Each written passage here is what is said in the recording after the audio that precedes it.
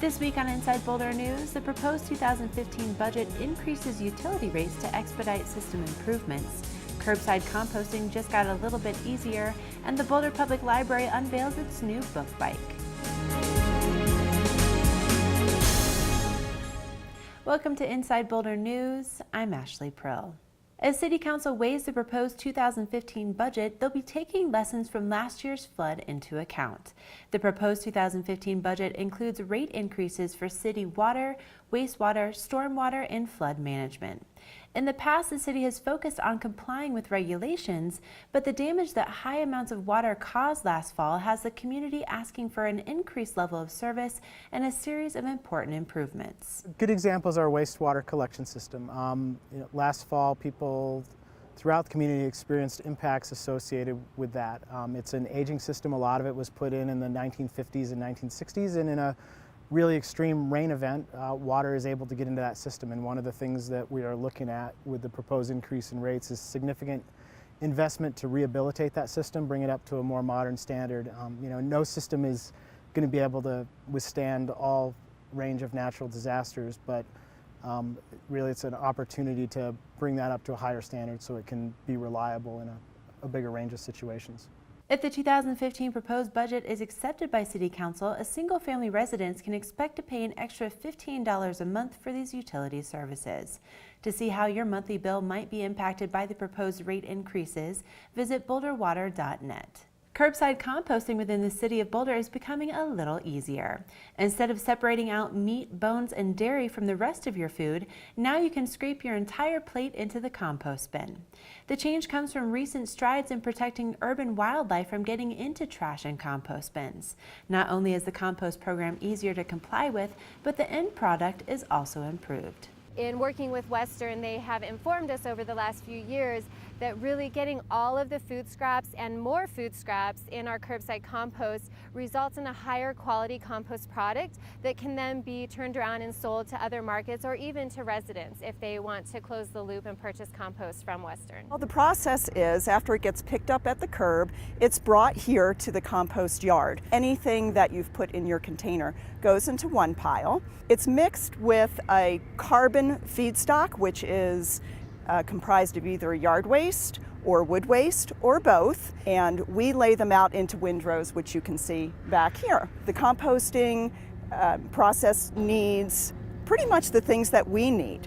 That's air and water and food. It's an inviting environment. The microbes come, they begin their digestive process, and in about 4 to 5 months, it goes from being ground up wood and yard waste to being finished compost. The City of Boulder has a zero waste goal of diverting 85% of waste from the landfill. Currently, we're at 33% diversion, so composting is an important step to reaching our zero waste goal. For tips on composting in your home, visit zerowasteboulder.com. The Boulder Public Library unveiled its new book bike this week. The bike allows staff and volunteers to bring library services to the community in a whole new way. Oh, it's a great tool to get outside of our four walls. We're doing a lot of really wonderful things inside of the buildings, and they're changing dramatically, but we want to get out in the community and reintroduce ourselves. I hope they'll come and take away a book and some free material and learn about some of our e-media and digital services, so our streaming movies, streaming music, and ebooks. We're also using it as a wireless hotspot and a charging station, so you can charge up your phone if you're out and about. We'll also be using it for a lot of different opportunities, doing story time and reintroducing the community to a lot of the things the library provides. The book bike will be at the Boulder Farmers Market every Saturday for the rest of the season. For more information about the book bike and other library services, visit boulderlibrary.org. The 4th annual Drive Electric Week event made its way to Boulder on Wednesday night as part of the Farmers Market. Electric vehicle owners were on hand to answer questions, and multiple automakers brought vehicles to test drive. Electric vehicles, especially when paired with solar-powered charging options, are considered one of the best options for decreasing our community's carbon emissions. Well, I think that there are a lot of new models on the market, and many people are just unfamiliar with the fact that electric vehicles are much cheaper to operate, and they are zero-emission vehicles. So they're cleaner for all of our lungs, and they can actually save your pocketbook a lot of money. You're never going to buy gasoline again.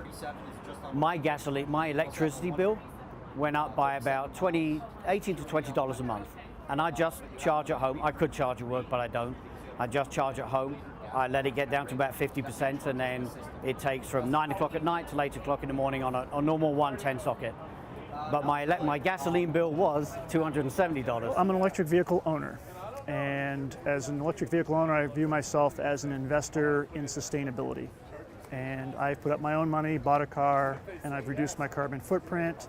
I've been contributing to a little bit cleaner air than we usually have, and I feel like it's good to get that message out to the larger community. So not only am I contributing to a better environment, but the cost of driving it is about a third of what I was paying for gas in my old car.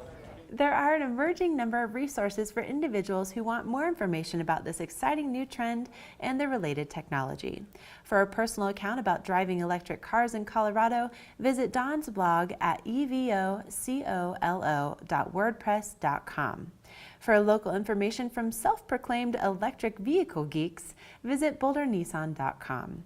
Or to find more information about Drive Electric Week events happening in Colorado, visit driveelectricweek.org. City of Boulder took a big step this week towards the transformation of the downtown civic area with the selection of Tom Leader Studio as lead consultants in bringing our community vision for the heart of the city to life. Meet the consultants from Tom Leader Studio and also share your ideas at 2 kickoff events at the Boulder Museum of Contemporary Art next week.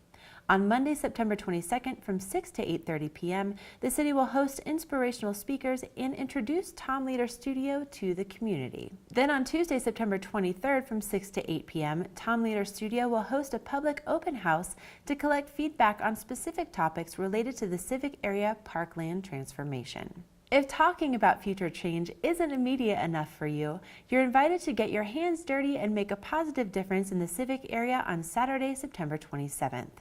Starting at 9 a.m., you can join other civic area friends and plant 5,000 daffodils in front of the Central Park band shell. This event is the launch for the new 1,000 Friends of the Boulder Civic Area, a group committed to sustain civic area community engagement, volunteerism, and philanthropy. Well, when we retired, we knew we wanted to do volunteer work. We moved to Boulder and we started doing all sorts of things with the city. And we just feel like it's a way to give back and to get involved in our community. I truly believe that leading by example is one of the most capable things I'm able to do. And that inspires others. Well, it'd just be a good way to meet people, to know who lives in the city with you, and enjoy some time outdoors. To sign up to become a 1,000 Friends member, visit whatarefriends4.org. Or for more information about civic area site transformation, visit bouldercivicarea.com. Downtown Boulder's 27th annual Fall Fest returns this weekend after being canceled last year due to the flood. The 3-day event takes place on Pearl Street and will include live music, a children's carnival, an arts and crafts show, local food, and a beer, wine, and margarita garden. For the full list of activities and performances, visit boulderfallfest.com. Thank you for watching Inside Boulder News. Stay in touch with us on Facebook and Twitter by submitting news tips and questions. You can also sign up to receive video updates right in your inbox. Just go to boulderchannel8.com and click on subscribe.